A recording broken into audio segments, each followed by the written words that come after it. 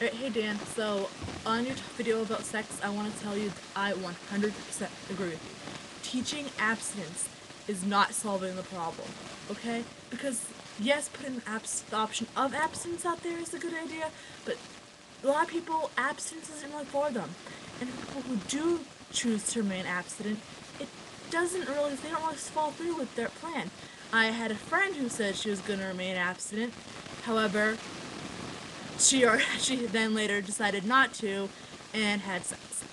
But basically, I do feel that sexual education should be taught, starting in 8th grade of middle school, going all the way through high school. This way we can educate people about sex. Now, sex, as we know it, it is the ultimate way to show affection. It is also the way we humans and mammals reproduce. It's through sex. And of course, you're right, you wouldn't be here for sex, I wouldn't be here if it wasn't for sex, your dogs wouldn't be here if it wasn't for sex, my dog wouldn't be here if it wasn't for sex, my cat wouldn't be here if it wasn't for sex. But however, even though sex is a good thing, and how a lot of people write that sex is a bad thing, but sex really isn't a bad thing, it is actually a good way. Good thing too. However, I feel that sex education does need to be taught because in 2008, in Gloucester High School, there was outstanding pregnancies going on, and everyone believed that was because of a pregnancy pact. And one girl didn't confirm that there was a pregnancy pact and she was part of this pregnancy pact. However, not all the teens at Gloucester High were a part of it. What the pregnancy pact was is these girls would go have sex with their boyfriend or a homeless guy or whatever, get pregnant, and have their babies and raise them together, which is not really the best thing. Now, a bunch of people figured, why would they want to have babies?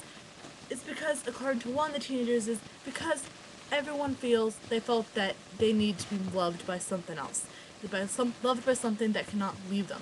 However, it is, as a professional nanny, I can tell you right now, it's hard to feel loved by a 3-year-old, by an infant that is screaming at 3 a.m. wanting to be fed.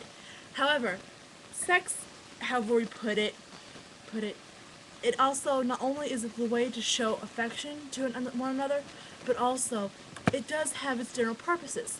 Endorphins sex releases endorphins that help us make us feel better. And there also is different kinds of sex. There is, the sex, with the men reproductive organ entering the female reproductive organ. There's sex where the men reproductive organ can enter a woman's, behind. There's oral sex, and there's solo sex. But no matter what, people everywhere are having sex, and it's not the devil's work for having sex.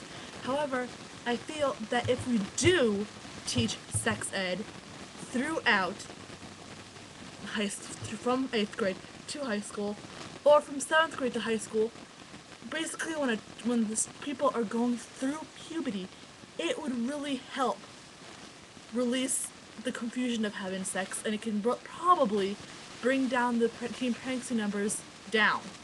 It could also clear up and show people who are afraid to have sex because they think that it's the devil's little plaything, that it's actually normal to have sex. And I'm not saying that these 8th graders and these high school students should go off and have sex. Chances are they've already did or they are going to, but just educating them would help them for the future.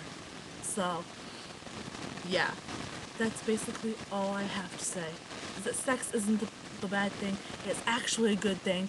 It releases hormones or endorphins that make us happier, or it makes us feel a lot better. It is the ultimate way, ultimate expression to show to your partner. And also, it helps us keep on our human race.